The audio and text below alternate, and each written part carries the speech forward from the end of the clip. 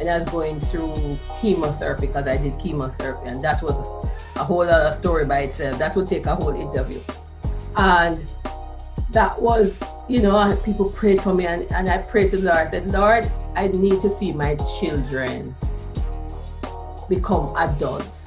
This week on the Trailblazers, we hear the phenomenal story of a woman who is thriving after her battle with breast cancer and losing her breast. As we observe Breast Cancer Awareness Month in Jamaica, no doubt it is an impactful story, and it is that of Lois Walters, the first female president of the Human Resource Management Association of Jamaica and a principal director within the Ministry of Finance and Public Service. Stay tuned to hear her inspiring story. Hey everyone, I am Tamar McHale, producer and host of the Trailblazers series. Remember to click the notification bell right below, subscribe, like, comment, and share. I took a 75% beautiful black X5 to drive in a Tita, a second hand. And Oprah grabbed my hand. She was like, all right, show One me. thing that I learned from Steve Harvey's obstacle, I remember he had gotten fired from that particular radio station. If you don't get single-minded and push certain things, they never get accomplished. Yes, you have to be resolute in your purpose. That is That's right. And you have to put a timeline on it. That must be done by. Hi Lois, it is a pleasure to have you on the Trailblazers. It's a pleasure to be here. Thank you. How are you? I am feeling great, and you are looking great. Thank you. And it's great to have you sharing your story on the program, especially as we observe October as Breast Cancer Awareness Month in Jamaica. And just before we jump into your story in terms of how you battled breast cancer, tell us a little bit about yourself, your work, what you currently do. All right. I wear double hats. I am by day, I am the principal director HR Policy and Information at the Ministry of Finance and the Public Service, where we write policies for the entire public service in terms of HR policies. And I am also the president of the Human Resource Management Association of Jamaica. And so I am responsible for all HR persons, whether public or private. So that's what I do. Wow, so you definitely have some big shoes to fill in both capacities. Yes, ma'am, a lot of work, but we can manage. You can manage. And you grew up in Clarendon. Frankfield, Clarendon, the best place in the world to grow up. I grew up here in the Ryam, living on a hill, grew up in Hillview Baptist Manse, you grew up in the Manse, and so you got to see life through the lens of what people call a PK. So you got to see life through that lens. You got to meet people, whether they were the MP or the janitor at the school. So you met persons from a wide cross spectrum of life, and you got to see the hills, you got to hear the river. So you got a good grounding in country life, as they would call it. Yes. But that formed and shaped me. Definitely. And I actually have a few friends who come from Frankfield, so good people indeed. All right, so as you mentioned, we spoke about what you do in terms of work, but in addition to that, you're very active in church. You're also a mother and a wife. Tell us quickly about that. How many children do you have? Mother of 3. My eldest is Alex, he's 15. Andrew is my middle child, he is 13. And I have little Annalise, who is 6, almost 7, you know that time when you're almost 7. And so they are very active children. They are doing remote schooling now, so they are learning and going on through that. And I'm married to Seymour, the love of my life. Isn't that amazing? And you must be wondering why I asked those questions, but it's just to set the foundation to put things in context, to say that, you know, you are somebody who is very active, you have a lot of things going on. And so how was it for you when you, first of all, what led you to go and do the test, and which eventually led to you finding out you had breast cancer? Okay, so there are members in my family that had different types of cancers, including breast. And so when I would do my test every year, and it's something, once you're, my mother was the kind of person who insisted, you need to go, once you're 40, you need to go. So I started to do my test every year, and it was fine. This particular year, I had the test to do in November, because that would be my anniversary. But the place where I did my test, I got a message, an email message. I was getting an email message from them every day. Come and do your test, come and do your test. And I'm like, well, I'm not due to do my test. My test is November. And I said, okay, about a month passed. And I said, they keep sending me this come and do your test morning and evening. Let me just go set it up. So I called and they said that day they were not available for that day, come back tomorrow. So the next day I said, sure, I won't bother to do that test. And as clear as I'm speaking to you, I went into the restroom and heard a voice say, you better go and do your test. And I'm like, Lord, why are you telling me to go and do my test? It sounds like something is wrong. And so I walked out to the restroom, picked up my bag, and said, I'll be back soon. When I went, that's what started the journey. When I went, then they did a mammogram. I was referred for an ultrasound. I went back, when the doctor said they wanted to do an ultrasound. I'm like, if you're referring me for an ultrasound, there's something there. And that started the journey. Whoa. That was a scary journey to start. And so once you did that ultrasound and you found out, first and foremost, once you were... You didn't find out I didn't find out immediately, just knew that something was there. And then I had to be referred to another entity, which actually I had to do, I went the same day because it was such an emergency. They wanted to make sure. And when they went to the other entity, they did another mammogram again and another ultrasound, and definitely saying, you have to come in early next week. You have to do a biopsy because we have to see what this is, whether it is malignant or not. Oh, and so what was going through your mind? What was your reaction? Because I can imagine fear. There was some fear, but there was also faith in God. I love the fact that you have faith on your wall, because faith for me is, when I was growing up, I thought faith was my first name. So on all my books, I used to have Faith, Lois, Caroline, Jennings.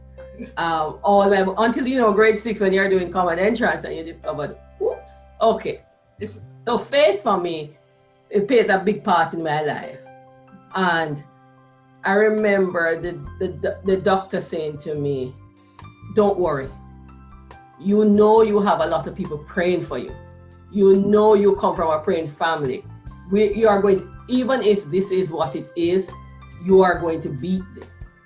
And then I had people in my family. My husband is very strong like that. So he would be like, no, don't feel sorry for yourself.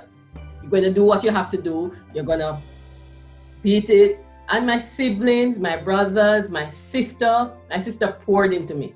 I said, don't worry about it. Been through that, done that, you can manage.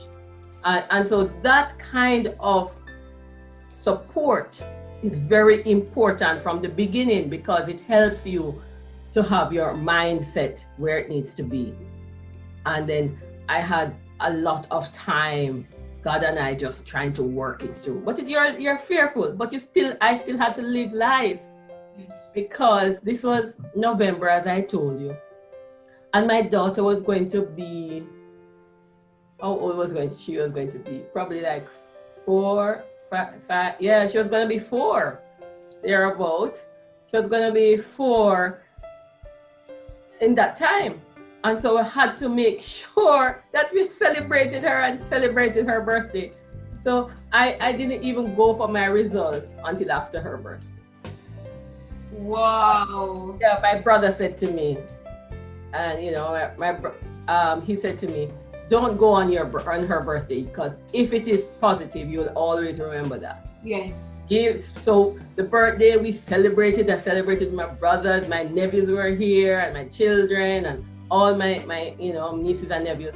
And so we celebrated her birthday, and they didn't even know. Oh, you didn't tell them yet? I didn't tell them. The adults knew, but the children didn't. Not the children. Right, and so I found out the next day. And you found out the next day after the birthday. But to put it in context, because you said your daughter is almost 7 now, so that was literally like 3 years ago? Almost 3 years ago? Yes. So, I mean, to take us through the treatment, after you found out it was positive, what was that process like? All right. Finding out you're positive means that you have to now do a series of tests, blood work. I did CAT scan. I did a PET scan. And when I did the PET scan, the doctor was saying to me, okay, this is your result, the PET scan, this is where it is.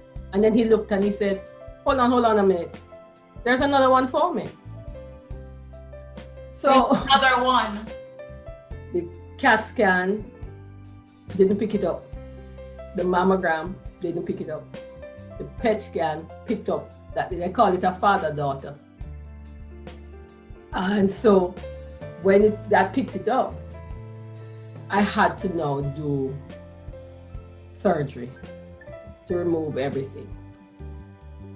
And so you removed the entire breast. Yes, I did. You had to, because you want to save your life. And so I had to be now juggling. I had to say, okay, my children are having exams at school. It's almost Christmas. I'm trying to work it through. But I did the surgery in such a way that I did it. And then I went, and then I was able to come out of hospital just before Christmas, so that my children wouldn't have to suffer.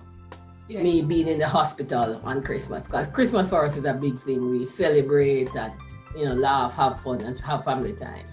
And by then the children knew. By then they knew me. They knew I went into the hospital, and then I was sick. And eventually I told them. My big son is the investigator, so he would say, Mommy, what's going on? You need to tell me. And I had to tell them. And it was very hard for them because they had to process that. I remember, my big son investigated everybody who had breast cancer in Jamaica. He would tell me everything. He would say, Mommy, this gentleman had it, and this so and whatever else. And one of my children asked me, does everybody that get breast cancer die? Now that's hard. Yes. That was a hard question to answer. And I had to say, no, some don't, some do, but some don't. And I know we had to talk it through with them, had to help them. The first one had just passed GSAT. So can you imagine you going to high school and he worried. He told me the day I did the test was the day of his last exam. He said, Mommy, that's my lowest grade. Because I was crying the whole exam. So the children, my daughter acted up, went through a lot, it just hard on her because she just knew something was wrong. She can't explain it. So she can't really explain it now. She probably doesn't even realize what it is now because she don't, but she knew that I was going through a lot, and so it affected her as a person, and I had to work with her to help her work that out. And you mentioned the question though that she asked about death. I know you are a woman of faith. My son asked that question. Yeah, your son, to correct. But I know you mentioned that you're a woman of faith and you have a praying family. But did that cross your mind at any time that that could be a possibility? All the time. All the time. How did you handle that? You had some down days, but there's a scripture verse that says a joyful heart gives good medicine, and a broken spirit dries up your bone. I'm like, Lord, my bones are not going to dry up. And I had persons who would pray for me. I had family members who would pray for me. I had people from church. They came and they met with me, and I was going through chemotherapy because I did chemotherapy, and that was a whole other story by itself. That would take a whole interview.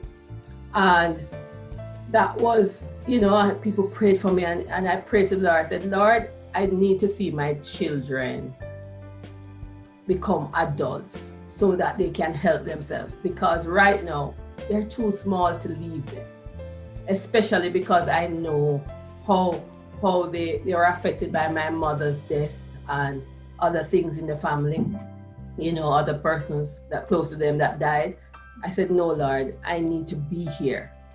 And I got that reassurance. I wrote a lot. I wrote a lot of scripture verses. I sang a lot. I pushed myself. Sometimes, I was not at work for over a year. That's the other thing. Continue. Right. Mm-hmm. And I used that time to heal, because I had to do multiple surgeries, multiple, during that entire year. So each time when you're doing multiple surgeries, and sometimes I remember one of my surgeries was like 7 hours long. And so when you're doing that kind of surgery, you go through a lot. Your body needs a lot of time to just heal and to go through. And my faith carried me. I would get up and be dizzy, but the doctor would say, it's okay. And my sister would call me and say, have you eaten? Because when you do chemo, you have no taste in the mouth. So everything I remember somebody saying to me, don't eat your favorite food because you'll never like it again, because the taste is just weird. Mm-hmm. And so I just use that time and just let the Lord pour into me. Yes. Pour into me. So I had to withdraw from some things. Work, I wasn't able to work. I wasn't able to participate at church the way I normally did. I withdrew. I was a deacon at the time. I withdrew from that. And I withdrew from that. And out of that, I just stayed home and just soaked in. And I had a very, very supportive husband who took good care of me, took good care of the children, and he took good care of me. And we used that time to strengthen our own relationship as well. So I said it was Faith. Faith was my name again. I remember calling myself Faith and saying, boy, I have not, this is probably the first time I'm talking to somebody about the journey. Because it's so personal. It's so personal. You're like, but yeah. Well, I appreciate that. He certainly did, and I appreciate that you are able to be authentic and to share with our viewers, that experience. One of the other things I wanted to ask you, especially as a woman, losing your breast, did that have an impact on your self-image as a woman? What was that for you? At first, when it was just happening, but I spoke to my body. It's all weird to say. I said to my body, I said to my breast, you've served me well. We've been together from as long as you're here, and you fed my 3 children. Now you've done your job, you've done your best, go and rest. Bye. I love you. And I did that, because I had to do that to separate. You know, you had to do that to separate. And because I had a very good plastic surgeon, he helped me to believe in myself. And then then you said to yourself, I remember one of the doctors said, the first surgeon that did it, he said to me, it's just a piece of skin. So don't worry yourself. I don't want to see you holding your head down and walking like something is wrong with you. Nothing is wrong with you. So I had persons who would help me to just think and know that it's okay, and therefore I said, but that's not me. I am still here. My mind is still here. Of course, you go through times when you don't remember stuff, but I said, no, I am still here. That's a part of me that had to be, I said, I had to remove it in order to live. Yes. And I remember telling that to my children. I had to say, if I kept it, I probably wouldn't be here. But I had to go. So you have to, if you worry too much about image, then you won't do what you need to do. And there's a scripture in the Bible that says, better you're going to heaven with one hand than two hands and going to hell. I told myself that it's better that it's better I go with one than worry myself over that. And this lady had told me years ago, pain knows no beauty. Yes. So I was like, you know what? And you know what I need to say this because I did my treatment at KPH. And I did it in the public sphere. Yes. And trust me, every day going there, I would see a lot of reasons to be grateful and see people to pray for. And so it's very important that we pour. I've said to myself, I want to find a way for us to pour into KPH because the nurses and doctors were superb. Yes. I still go for my checkups and stuff. But you see people, they see tons of people. They see lots and lots of people. And sometimes they need basic things like chairs. You see, and then you realize how much you have to give God thanks for because there are people there who are there, they're hungry. And therefore their blood count is low because they're not eating right and therefore they can't get the treatment. And you cry for those persons. And so you realize that, boy, we need to take care of our people, but we also need to teach them how to take care of themselves. Yes. How to make sure they do the test, because part of the issue, some persons say, oh, I don't want to do the test because it's going to make me sick. No, what the test does is early detection. Yes. It helps early detection. And as the Jamaica Cancer Society says, early detection saves lives. I am a living proof. Indeed, you are. And I mean, it's interesting that you mentioned KPH, which for our viewers who are not in Jamaica, that's the Kingston Public Hospital. And so, as you mentioned, doing your treatment in that environment, because some would think that you need to have go to a private hospital then to get that kind of first class or that, service. And yet still you were able to successfully do your treatment and you're cancer free.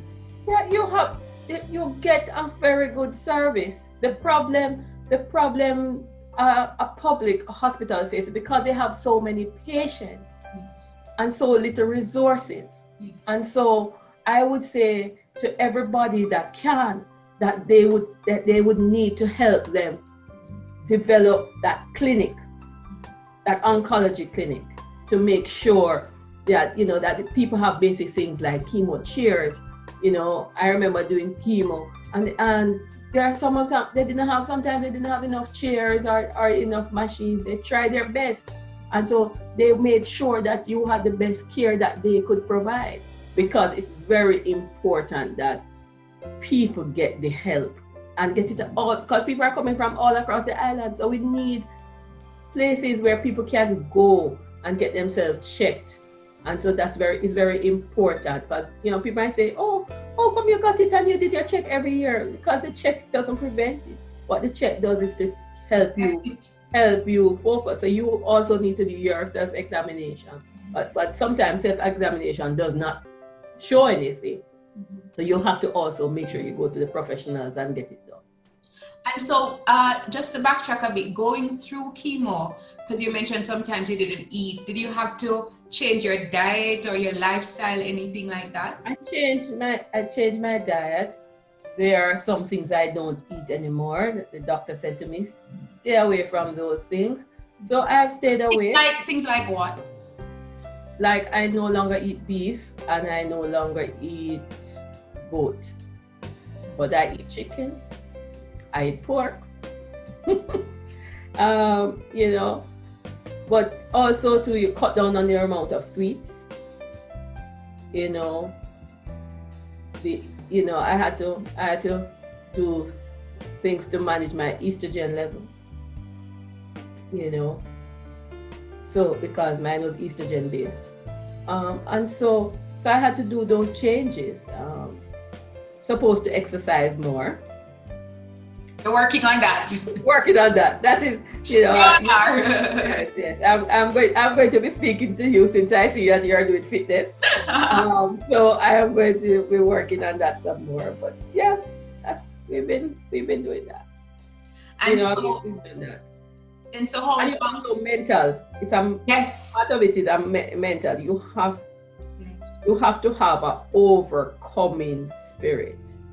You have to ask God to fill you with His Spirit and give you an overcoming spirit. That doesn't mean that persons who die don't have an overcoming spirit. But what God does is that He gives you the peace in order to deal with whatever situation. Because sometimes you wondered, when I was going through something, I wondered, would I be able to? You know, because some days you feel like, boy, this is it. I remember going and seeing staring death in the face a couple times, well, and saying, no, not today. You will not take me today. And that time you don't even have the energy to even do the finger. But you keep going. You keep going. And so you have to just keep going. Keep going indeed. And that overcoming spirit and that faith and the support certainly definitely helped you to heal. So at what point did you find out that you're cancer free? From before chemo, you know. Mm-hmm. From I did the surgery and they did the blood work, I was cancer free. I did the chemo because of family history. Yes. To make sure that just in case the blood work missed anything. Mm-hmm. And then, I had some other surgeries that I had to do, so I did them. But I was cancer free, and I've been cancer free, you see. So I tell people that I'm not a survivor. I'm not a cancer survivor. I am an overcomer. I'm a thriver. A thriver. I like that word. As my sister would say, my sister Grace, we're in this together, and so we say we are overcomers, we are thrivers, we are on top. We live each day at a time. And I have brothers who call me and support me. My mom has passed, and my dad, sometimes doesn't know who I am, but when he does, he's just his own presence. I had such strong parents. I need to say that. I had strong parents who cared and poured in their life out to help people who were vulnerable and who were on the margins. And so they taught me that no matter what you're going through, you do your mission. And my mother used to say, you're here for a season and then above. So I know that this is my season, and this is my season to do what God wants me to do. And then when that season is up, my children will have been adults. Yes, I like that spirit. I like that mentality. As you mentioned, your mind has to be in the right place. And right. We are wrapping up now, but just to get some advice and some tips from you, because we see breast cancer affecting women and even some men of all ages, young, old, in between are getting it these days. It doesn't even matter if they're young. So what, sort of advice would you share to those who are experiencing that, going through that, and also for those who are not going through it, but, just some tips? I would say keep the faith. I would say believe God to help you walk through it. Eat up. Don't so radically change your diet that you don't have the nutrients in order to do your treatment. You can always change and become very radical at the end of the process, but eat properly. But I found that people were not eating properly because somebody else told them, oh no, you can't eat any meat, or you can't eat that. Eat properly so that you can fight. Yes. Read the word. Be encouraged. Find people who encourage you. Some people, if they're not encouraging, don't stay around people who don't encourage you. Find people who the negative self-talk and stuff. No, pour it. I used to find YouTube videos of worship songs and just listen and just sing and just read the word and let the word fill me up. I also would say to persons, exercise. Exercise is very important because it keeps your mind and find things to do, challenge yourself. So if you're a person that you don't like words, do Scrabble. You can't do Scrabble, do it anyway. Find things so that you're creating, especially if you're going through chemo, you need to create new brain waves. Because when you do chemo, it destroys both the good and the bad cells. And so you have to build back up again. So do find ways to create, new brain waves, brain pathways. And I even did a 5K. I remember last year I did 4 or 5Ks. What? That's amazing. Yes. And I am not a person that likes to exercise or likes to walk. But I'm like, you know what? I'm going to do this. Yes. I'm alive to do it. And I remember doing it with my sons and they're like, Mama, we don't want to leave. I say, you go, guys. I'm here. Don't worry. We'll meet up. You go. Have fun. And it was really good to do that. So I think people need to find support. I remember once my husband and I went to Hollywell just for an hour. Just to get out of Kingston, just to something different. I remember being nature and relax. Yes, man. I remember going to see the Charlestown Maroons with my family. I had just done surgery. I could barely move. I am packed up in the van with pillows all around me and family all around me, and they're taking the time and drive and us going. Do something. Don't just lie down and think you're going to die and neglect yourself. No, pour yourself. Because I said to myself, I don't know if I'm going to be here next year for my family because December is my anniversary. And it was supposed to be this big anniversary, and we were like, oh, and then I said, okay. So all of us went, 8 of us in the family, my children, my sister, my brother-in-law, everybody, we just went. And we went and visited Charlestown Maroons and went through the hills to go to Portland. It was so beautiful. I was like, yes. So I think people need to do what the doctor tells you to do. And not say, do exactly what the doctor tells you to do, but also do support. And those who don't, do your checks. Do your checks all the time. Don't do your checks when the doctor tells you to do your checks. Check your own self. Find support, maybe an accountability partner and say, okay, we're going to do it together. My mother used to go with like 5 or 6 people, yes. Just to say, come, we're going to do our mammogram, so that kind of thing. And also reduce your stress.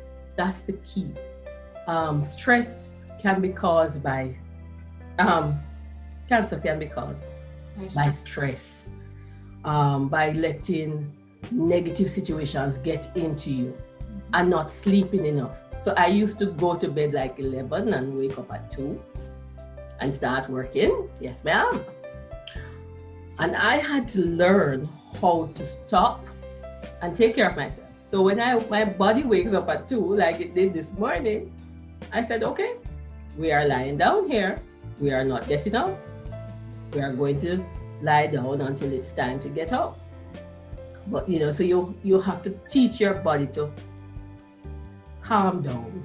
Yes. Because when you have many things like you do and I do, you have to know how to balance. There's something called work-life balance that we talk about in human resources. You need to create that kind of balance. Yes, you are doing things that you enjoy.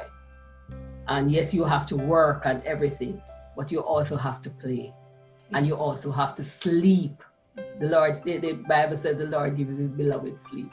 Yes. You have to get that sleep and take that rest. And sometimes you're not sleeping, but I remember my other doctor who used to say, in your lunchtime, divide it in two. If you have an hour for lunchtime, divide it in two. Take half an hour to eat and the other half an hour to take a power nap. You'll see how powerful you are when you wake up. That is true. I used to do that. Well, you and I probably need to do that now again. I need to go back and do that. That power nap. Yes, even a 5 minutes, it makes a world of difference. Just close your eyes. And also to train your eyes. Now we're on the screen a lot. We need to get up. We need to walk around. We need to look far. They always used to say to you, you need to look far. You need to rub your hands together and put them over your eyes, to help your eyes not to hurt so much. So things like that. Just take care of yourself. That's what it comes down to one statement. Yes. Self-care. You can't, when you're on the plane, they say you have to put on your own oxygen mask first. Mm-hmm. Before you put on the child. Because if you put on the child, you might die and the child has nobody. Mm-hmm. So you put on your mask first. So now we're wearing mask again. You put on your mask first and then help other people. So it starts with taking care of ourselves, ma'am. Awesome, and that's a fitting note to end on. It's interesting that you share that analogy because I had a recent guest who shared that same analogy on the program, Mr. Alvin Day, who also is from Frankfield. Yes, maybe it's a Frankfield thing. Exactly. Maybe it's a Frankfield thing. Yes, I know Mr. Day, yes. Thank you so much for sharing your inspirational story. You are certainly no doubt a trailblazer, and I know you will just continue to live and love life and continue to impact, the lives of others positively. It's been my pleasure. It's been my pleasure. Thank you for having me, and I love your program and I love the inspiration that you're providing. And it's nice to see you grow into yourself, unlike some persons. I know you for a while, and so I'm so happy for you that you are finding your own trail. It's nice to be on a program called Trailblazer, because when I was about 16, I said to the Lord, I want to be a trailblazer. I want to go boldly where no man has gone before. Oh my gosh, that is amazing. That is amazing. Thank you so much. That means a lot. That means a lot coming from you, and just keep up the fantastic work. Yes, ma'am. You too. Okay, bye-bye. All right, take care. Bye-bye. And join the Trailblazers family for weekly inspiring episodes every Sunday.